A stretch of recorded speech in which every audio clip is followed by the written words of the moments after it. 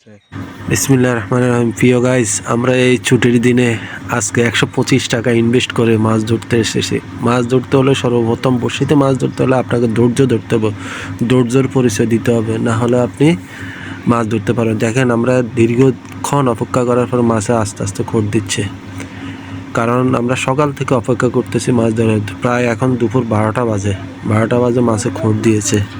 দেখা যাক আমাদের প্রথম শিকার। আমরা আস্তে আস্তে এই মাছটাকে ধরার জন্য অনেক চেষ্টা করতেছি। সম্ভবত রুই মাছ হওয়াতে আমাদের অনেক কষ্ট হচ্ছে, কারণ সে এদিক সেদিক ছুটাছুটি করতেছে। আমরা আমাদের প্রথম শিকারটিকে তুলে নিলাম এবং আমাদের শিশুরা ছিল অনেক মজা করছে এই মাছটা। প্রথম শিকারে অনেকক্ষণ ধৈর্য ধরার পর আমরা যখন ধরতে পেরেছি, সবাই অনেক মজা করছে।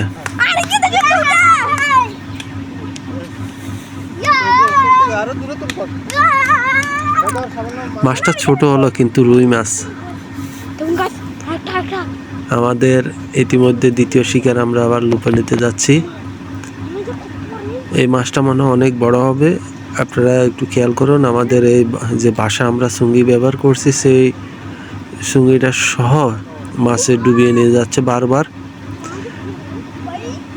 আমরা বুঝতেছি না এই মাছটা কতটুকু হবে, তবে এই পুকুরে যতটুকু বুঝতে পারলাম, এই পুকুরে প্রচুর পরিমাণ রুই মাছ আছে। আমাদের রুই মাছগুলাই হয়তোবা এই ধরনের করতেছে।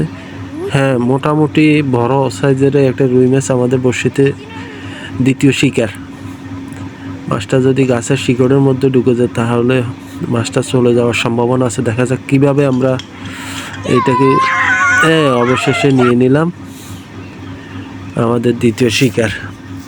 এবং আরেকটি তৃতীয় শিকার, ওইটা গাছের শিকড়ের মধ্যে, অলরেডি গাছের শিকড়ের মধ্যে ঢুকে গেছে। জানি না কীভাবে এটাকে নিতে পারবো, দেখি, চেষ্টা করি, দেখি আমরা নিতে পারি কিনা। মাছটা অনেক মনে হচ্ছে বড়ই। হ্যাঁ, মনে হচ্ছে ওটাও রুই মাছ। দেখা যাক মাছটা। এর ফাঁকে আমরা এটা নিয়ে নিচ্ছি আরেকটা শিকার। আমাদের আরেকটা শিকার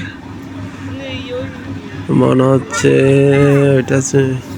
দেখা যাক মাছের বাসানো যে ছবিটা নিয়ে যেতে যাচ্ছে। মাছ এখনো আছে, দেখা যাক।